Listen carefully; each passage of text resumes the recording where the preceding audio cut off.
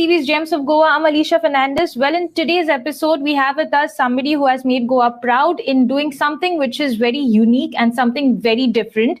Well, to discuss about this, we have with us Dr. Varad.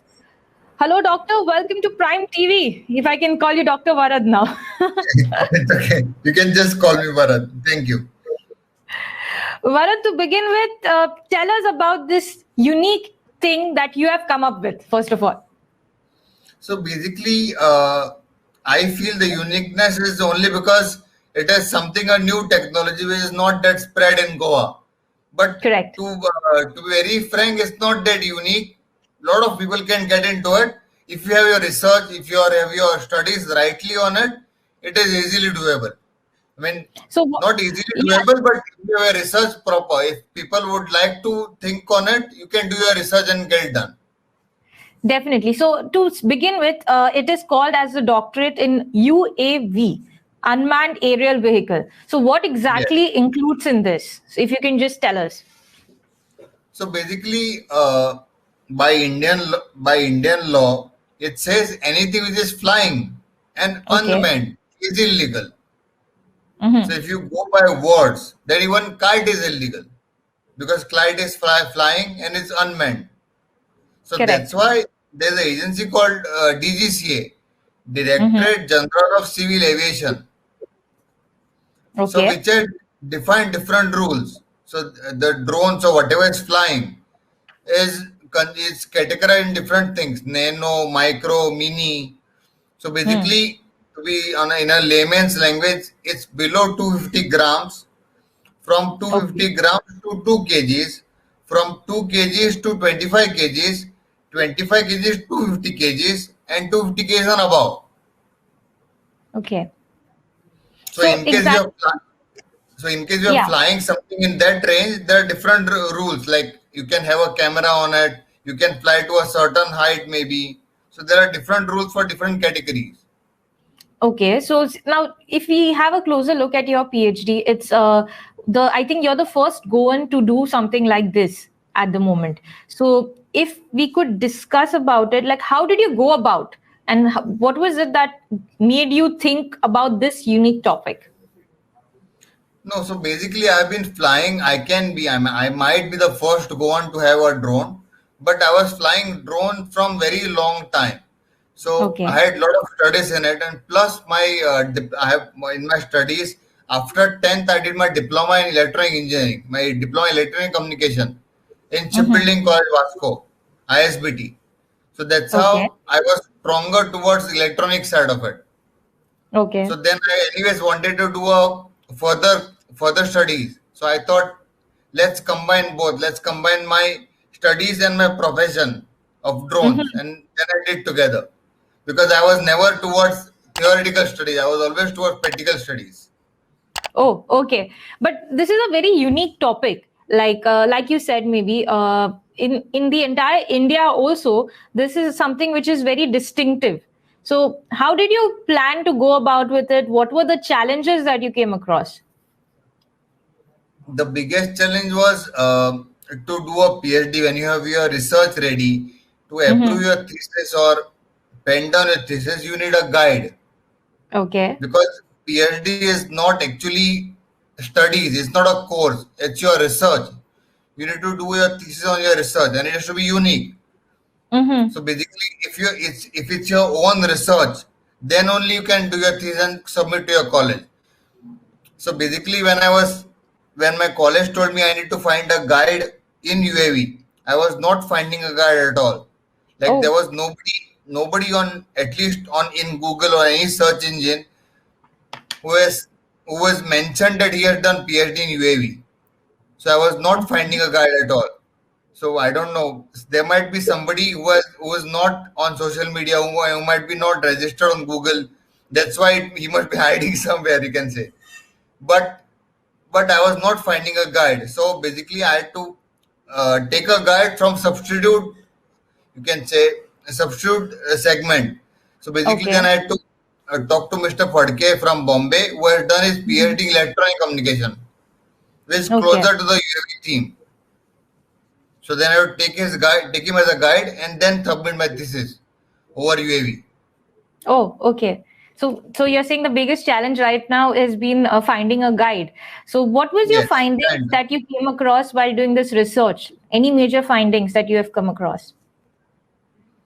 Not major findings as such, but what happens is when you say drone or when somebody hears a drone, they feel it must be some helicopter or something which will have a Mm. camera through which you will do some wedding shoot, birthday shoot, or some land shoot. So Mm-hmm. that is a major part of it. I won't say no, but there's a major part of it. So So now, basically, people know only about that. But there are Mhm. different segments of drone. Like you can use a drone to spray pesticides in your field. You can use a Oh, drone to check thermals of a specific thing. Like I have done a project. It was unknowing project. I had gone to shoot a real estate projects in Pune where a owner of a factory came to us saying that he has built a factory 15 years back and that factory has been running day and night from last 15 years. oh, okay, 15 years back there was no technology of all these drones, right? correct. So basically there's a chimney of the factory which is working day and night from last 15 years. So now he had a worry of having a crack on the chimney there. Mm-hmm. And Okay, the chimney, as it is hot, it doesn't have man access, it doesn't have human access. So he wanted us to check the chimney. Now okay, with a normal drone was not possible because that crack might be very fine, the chimney might have different temperature. true, So what very true. I did was, this was my thought, I removed the normal camera and I fit something called XT, which is something called thermal camera. Okay, So through thermal camera, you can sense somebody's temperature. Even if there's a human being, you can understand there's a something thermal in the picture. whoa, So okay. Can it where be we could substituted to find the thermal guns? where we could find the crack of the chimney, where we could sense the temperature of the chimney, and we solved this purpose. I'm saying, can it be a substitute to the thermal guns right now? It can. So we need to do more research on it. Okay, so there are chances of it can be used as well in that way. Can be. Like there are sayings. I mean, not sayings as such, but Indian law is still not allowed. There are in Okay. other countries there are people using their drones to do deliveries. Wow, okay. Now India, you never know because there have been something different project. We had asked for DGCA for permission.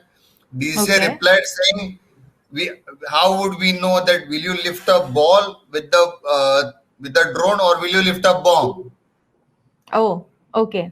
For safety So that measures, way, basically. yeah, so that way anything can be lifted. True, true, true. So Very you true. never know.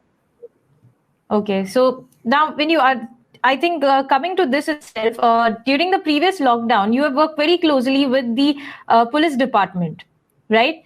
So in Yes. that, you have shot a lot of scenery about Goa from the drone view. Tell us about it. How did it all go about for you? So there were two different segments basically. The first one was keeping an overview on the lockdown. The Mm-hmm. second segment was we did a video to show how Goa looks under lockdown. So Oh, basically, you also must have seen a lot of places like Agwat Fort, true. might be Miramar Circle, Saint Mm-hmm. Jacinto Island. So all these places, lot of people in Goa have seen. People even abroad have seen. But the thing is, the beauty of that places also lies when there are no people around. Like I Okay. Yes, myself must have indeed. seen Agwat Fort 100 times. I must have done a lot of pre-wedding shoots, lot of shoots there.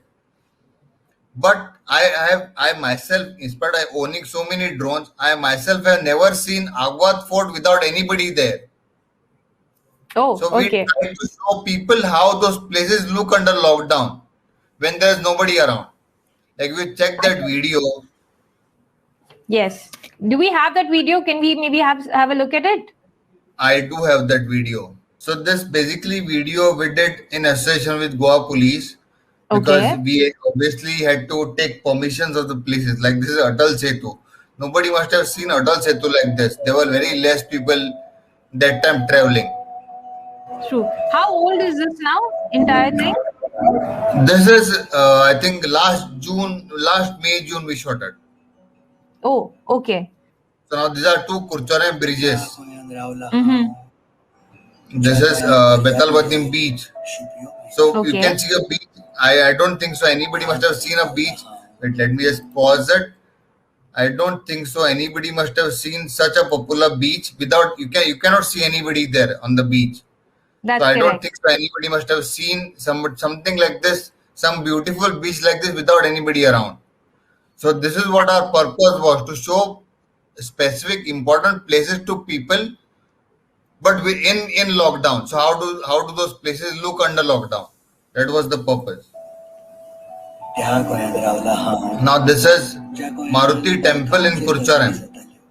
Okay. So I think it's all the prominent places that you all have compiled together. Yes. So this is the busiest road, you can say. This is where the mining whole transport works around. This is Kurcharam important circle where the whole mining transport goes around. Okay. Now this is Nageshi. This is Budbutoi in Netravali.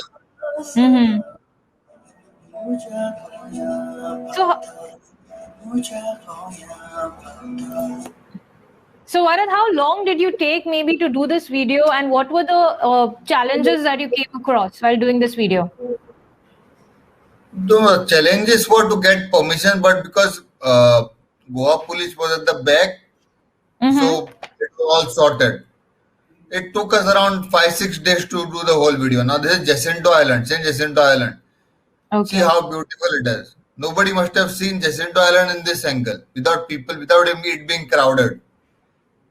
Correct. I think it is beautiful, and the way how y'all have shot it also, it must have been a hectic time for y'all, because traveling to different places. I think, was it a one-day shoot, or was it like, you planned it over a period? It went on till 5-6 days. Now this is Nageshi Temple. See how beautiful this temple is. Nobody must have seen Nageshi Temple in this kind of view. This is Old Goa Church.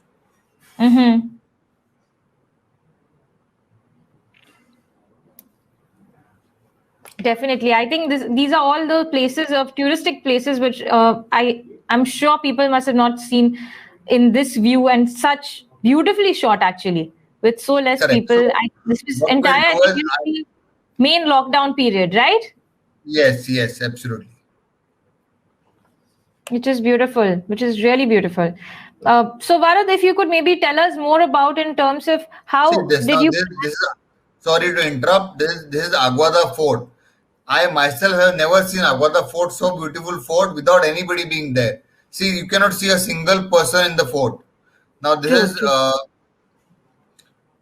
Rej Magush Fort. See how beautiful it is. This is Miramar Circle. This is Penjim Church. This church is always crowded to take photos. True. This is a touristic destination place. I think it is really beautifully done. So also right now, Varad, if I may ask you, like we have seen this beautiful videos right now where we saw this entire drone scenes. So there's always a invisible line wherein we can consider it to be like, violating privacy of people when we are flying a drone. What are the things that, needs to be kept in mind? What are the things you kept in mind while flying the drone? It always, some way or the other, it somehow invades into privacy, knowingly, unknowingly. So true. Tell us about it. When we shot this video, we made sure like this lockdown video was all about government place. Was not a private, not even a single private place was shot. But when we did the lockdown survey with police, we made sure we don't record anything. We never clicked a picture. We never clicked a video. Okay. So that we don't violate anybody's privacy. Yeah, but I think a lot of people definitely got annoyed about the fact that something is flying on top and maybe recording, because they didn't know maybe at that particular point of time that it's not recording. Yeah, so what we did was we were not recording it, but we were seeing on the screen. So there was Juwari Nagar, there was Margam Housing Board, where there are a lot of houses being built, but there's no proper roadmap to it. Okay. So the police were finding it difficult where to barricade where to put a barricade. So in case if there's some emergency, in case some fire brigade or ambulance has to be reached there, then if there's a barricade, then it won't reach there, right? So they need to know where the barricade is, how it can be removed, where if the barricade is put, then how can people travel, how people cannot get out of it, how to restrict people, how to allow people. So I think it adds on to it. Yeah, so to decide all this, we did a drone survey. So to know the realistic roadmap, which is not normally like all this kind of places, you cannot have a proper roadmap. True, definitely. So, Varun, how long has it been for you that you have been flying drones right now? It's been 7-8 years at least.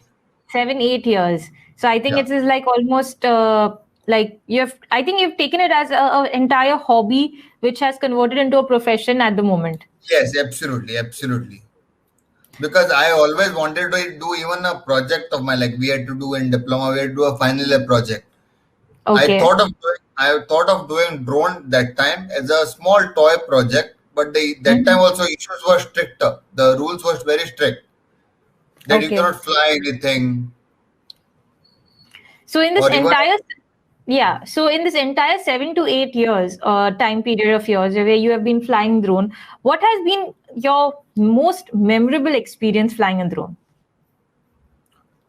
No, most memorable as in memorable. I have done lots of shoots. Like I have done Bollywood, big star Bollywood movies. Things that you have done, but anything like in specific where we can say that you can say that I'm very happy with this particular project of mine. So the memorable experience is not doing a big scale project. Memorable experience was because I could use my drones in different segments. Like people use their drones only in like shooting, might be a pre-wedding, might be a movie. Right. I could use my drones in different segments. So that is what I'm proud of. Okay. So to show you, I'll just share a video.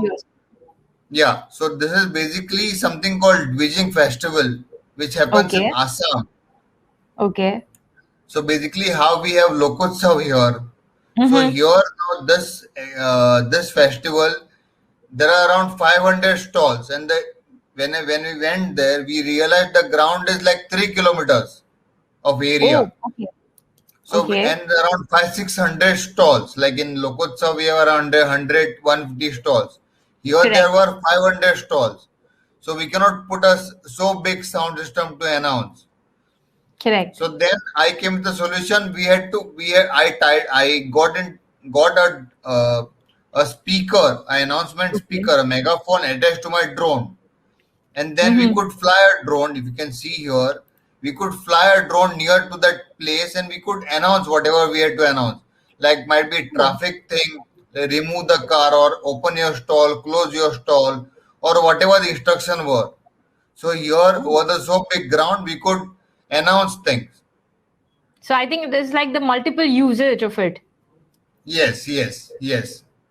So this was one. Then 1 minute, I'll just show you that. And this was a big star movie. This was Baghi 2 when we shot here. This was Baghi 2 shot at Donapal almost, Talegaon Donapal junction, where you can see this bus crashing into a lot of things. Now this was a challenging scene what we shot basically. So this was challenging thing what we could shoot, and so the more challenge is because you get drones of different segments, as in different outputs, and the drone cost a lot. The drones cost a lot. So yes, and I think that is what. Nobody had this kind of drone in Goa, so that's why they approached me and took me on board. Exactly. So if even it's a proud moment for Goa as well, that people, instead of bringing people directly coming in from outside states, a Goan itself is working in these movies whenever it is Goa related, definitely. Yes, obviously. And it's proud moment for me to get involved with such big projects. So now another segment which I wanted to let people know or show people was, 1 minute. Let me just add this video here. If you see this video, now this video was when the music festivals was shifted from Kandolim Beach to Vagator. Oh, Vagator, okay. we didn't have a clear idea how the venue was, because it's a hilly area. True. So we didn't have a clear idea how the venue will be, what will be staged, where the stages can be put.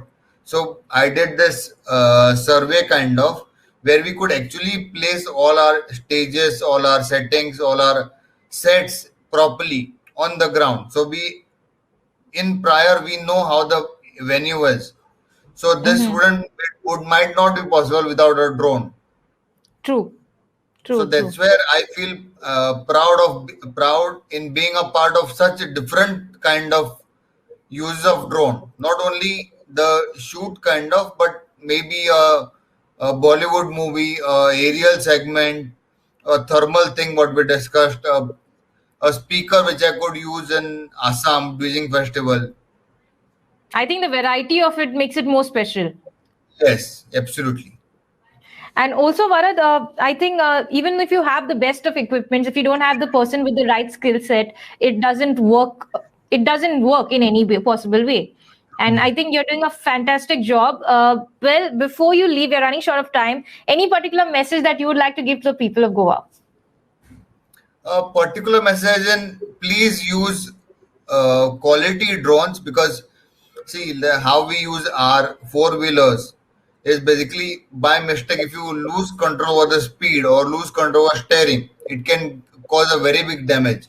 Same way people think of drone as toy, but I have seen people getting injured a lot with the drone, because the drone propellers, the wings which moves with the drone, those are very sharp and very fast moving.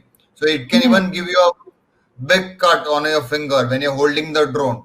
So there are a lot of injuries which can be done with drone. So please be careful. Please do the drone flying under guidance. Please check out the drone rules which are by DGCA.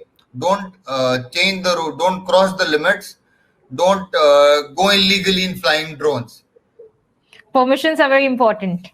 Yes, permissions and your guidance. So if anybody would like to even learn, I would be very happy to teach anyone, because I want this technology to flourish in Goa. And I'm sure this time, if anybody wants to do a research paper on this, they can definitely come to you as well as a guide. Sure. Please, I would love to. Well, thank you so much, Varad, for taking time off and talking to us. It was great having you on the show. Yes. Thank you. Well, on that note, we come to an end of this episode. Thank you so much for watching your favorite show, Gems of Goa. Keep watching your favorite channel, Prime. Keep watching Prime.